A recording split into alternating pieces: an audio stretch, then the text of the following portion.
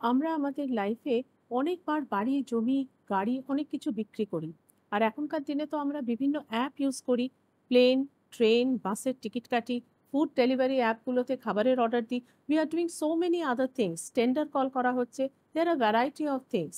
R this things agreement? এগুলো কি এগ্রিমেন্টের মধ্যে পড়ে? আজকে এটা নিয়েই একটু ডিসকাশন করব। Section 1 to 30 of the Indian contract act.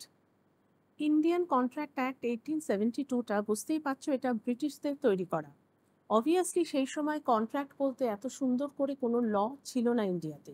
কি ছিল না, একটা বার্টার সিস্টেম। বার্টার সিস্টেম মানে এক্সচেঞ্জ সিস্টেম। আমি তোমাকে একটা জিনিস দেবো, তুমি একটা সমমূল্যের জিনিস আমাকে দেবে। This system was prevalent in India in those days. Thereafter the Britishers on 1st September 1872 Indian contract অ্যাক্টটা ইন্ট্রোডিউস করে। ইন্ট্রোডিউস করার পর এটা একমাত্র 3 প্রেসিডেন্সি টাউনস, কলকাতা, বম্বে এবং ম্যাড্রাস, এই 3টে জায়গায় প্রথমে অ্যাপ্লিকেবল হয়। এবং এটা কি ছিল না, you can say this act was both an amending and a consolidating act which was suited with the circumstances and situation of India at that point of time. আমরা এবার বেসিক্স অফ দিস অ্যাক্ট এটাতে একটু যাব। Basics বলতে কি বোঝায়? For example, A wants to sell his flat to B at the consideration of rupees 20 lakhs। ঠিক আছে, এখানে কনসিডারেশন বলতে কি বোঝায়? এর ক্ষেত্রে কিন্তু কনসিডারেশন হচ্ছে ফ্ল্যাটটা যেটা সে সেল করবে, আর বি এর ক্ষেত্রে কিন্তু 20 lakhs যেটা সে দেবে এ কে। ঠিক আছে, এই যে একটা অফার বা প্রপোজাল এ দিল বি কে, this offer or the proposal should be communicated to B, and the communication is complete when it comes to the knowledge of the other party. খুব ভালো করে মনে রাখতে হবে যে communication plays a very vital role in this contract law. এখানে আমরা বলবো A is the promisor and B is the প্রমিসি।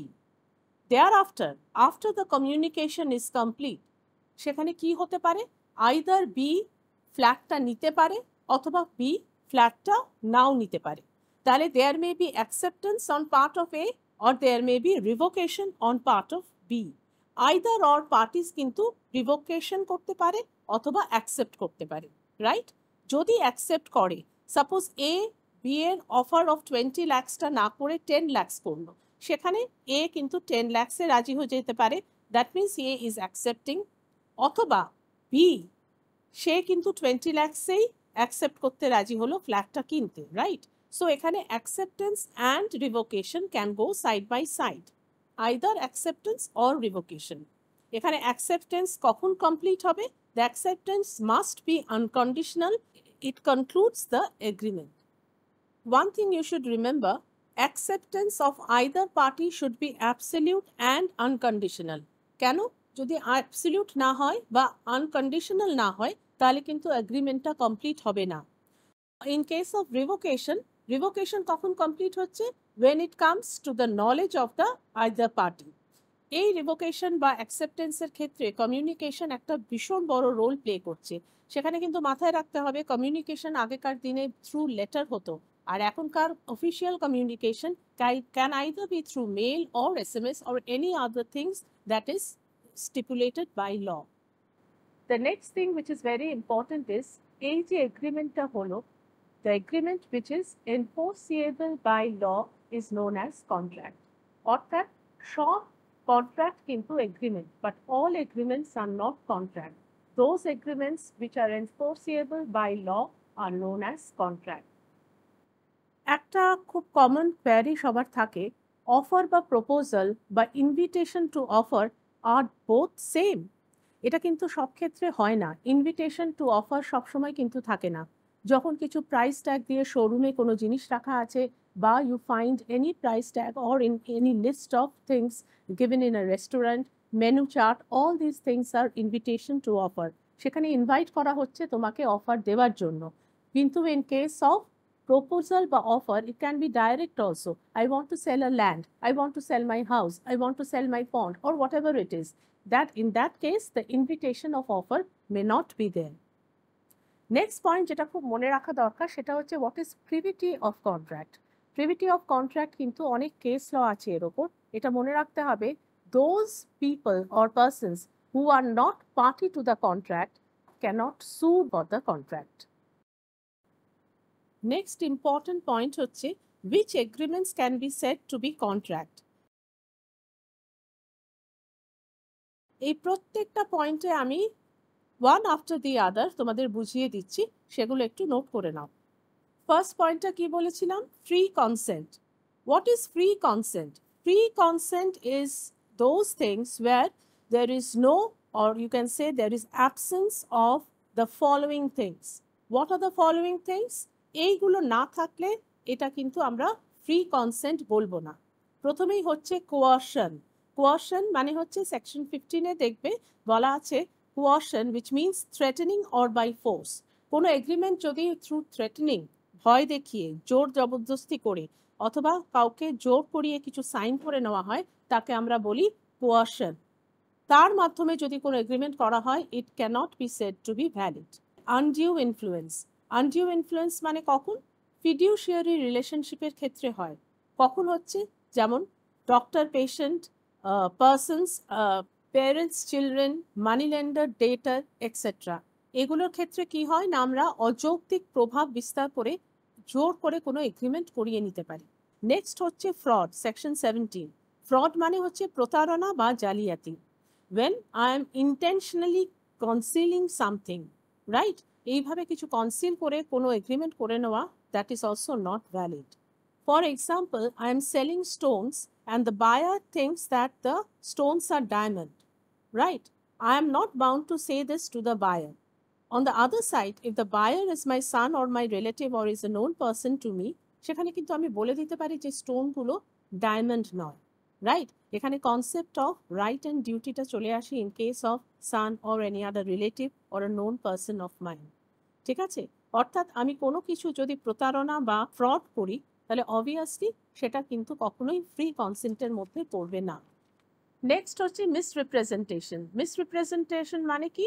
ভুল বা মিথ্যে বর্ণনা করা, misleading, falsely making any person to believe something. Suppose আমি একটা জমি বিক্রি করছি which I know is mortgage to someone, ঠিক আছে? Or suppose I am selling a pond which is filled up with soil. আমি সেটা ফলসলি মিসরিপ্রেজেন্ট করছি কিভাবে? না বলছি যে সেটা একটা পিস অফ ল্যান্ড। এইভাবে আমি যদি কোনো রকম এগ্রিমেন্ট করি অবভিয়াসলি সেটা ফ্রি কনসেন্টের মধ্যে কিন্তু পড়ে না। Mistake of fact and mistake of law, section 2021। Mistake of fact কীরকম হয়? Suppose I am selling a puppy to B, during the agreement the puppy dies. তাহলে কি হবে? আমি তো জানি না যে পাপিটা মারা গেছে। Since both the parties don't know that the puppy has died, সেক্ষেত্রে কিন্তু এগ্রিমেন্টটা আর ফরওয়ার্ড করা যাবে না, রাইট? আর mistake of law, mistake of law মানে আমাদের লতে একটা কথা আছে ignorance of law is not an excuse. Specially এটা কিন্তু অ্যাপ্লিকেবল হয় ক্রিমিনাল কেসে। কিন্তু দেখা যায় কি মিস্টেক অফ ল অনেক সময় কন্ট্রাক্টের ক্ষেত্রেও হয়, সেখানে mistake of law is more likely to be and the same effect, has the same effect as mistake of fact, right? Therefore, coercion, undue influence, fraud, misrepresentation, mistake of fact and law এগুলো থাকলে কিন্তু কখনোই সেটাকে আমরা free কনসেন্টের মধ্যে ফেলবো না। The next important basic thing that we should remember in contract law is the persons who are competent to enter into a contract. সেখানে আমরা কাকে কাকে দেখতে পারি? Who can enter into a contract? Firstly, the person should be major, he or she should be of sound mind, and thirdly, should not be disqualified by law. Majority. Majority মানে those persons who are not a minor. মাইনরের ক্ষেত্রে কি হতে পারে? একমাত্র গার্জেনদের through দিয়ে they can enter into a contract, right? Sound mind. Sound mind কাদের? যারা capable to understand the terms and conditions of the contract, right? কিছু কিছু মানুষ থাকে যারা মাঝে মধ্যে তাদের হয়তো মেন্টালি তারা কেপেবল হয় না কিছু বোঝার জন্য। সেই ক্ষেত্রে যখন তারা আনসাউন্ড থাকবে at that point of time they cannot enter into a contract. কিন্তু যখন তারা সাউন্ড মাইন্ডেড থাকবে, they are fit to understand the terms of the contract, then obviously they can enter into a contract during that point of time. Persons disqualified by law, যেমন enemies, right? Convict, insolvent, unsound mind, These people are not allowed to enter into a contract. Section 11 and 12. Next is lawful consideration and object. Section 23 and 24. আমি একটা example দিয়ে বোঝাচ্ছি। A wants to sell a house to B for a consideration of rupees 50 lakhs, right? এটা হচ্ছে both the object, that is house, and consideration, that is 50 lakhs, both are lawful, right? তো সেই ক্ষেত্রে lawful consideration and object and this contract can be valid, right? যদি terms and conditions গুলো দুজনেই অর্থাৎ A and B দুজনেই agree করে। But in another case, suppose A tells B that he will give him a job and in lieu of that B has to pay him a sum of rupees 5 lakhs. এই ক্ষেত্রে objectটা কি না job and considerationটা কি না 5 lakhs. In both the cases it's not legal, both are not lawful. So this case you can say lawful consideration এবং object না থাকলে সে এগ্রিমেন্টটা কিন্তু তখনই void হয়ে যায়। You cannot say it to be a valid agreement. Next point হচ্ছে not expressly declared to be void. দু রকমের হয়, একটা হচ্ছে void আর একটা হচ্ছে voidable. Voidable means voidable at the option of the parties. আমি A কে একটা বাড়ি বিক্রি করতে চাইছি এবং বাড়িটা A কিনতে রাজি হলো, কিন্তু পরে সে দেখলো বাড়িতে টেনেন্ট আছে, কিন্তু দেখা গেল তারপরেও he wants to buy the house. সেই ক্ষেত্রে কিন্তু এগ্রিমেন্টটা ভয়েডেবল হবে না, সেটা কিন্তু at the option of the parties সেটাকে ভ্যালিড করা যায়। এবার আমরা দেখে নিই কোন কোন ধরনের এগ্রিমেন্টগুলোকে ভয়েড বলা হয়েছে, right? Firstly, if consideration and objects are unlawful, যেটা আমি আগেও একটা এক্সাম্পলে বললাম under section 24.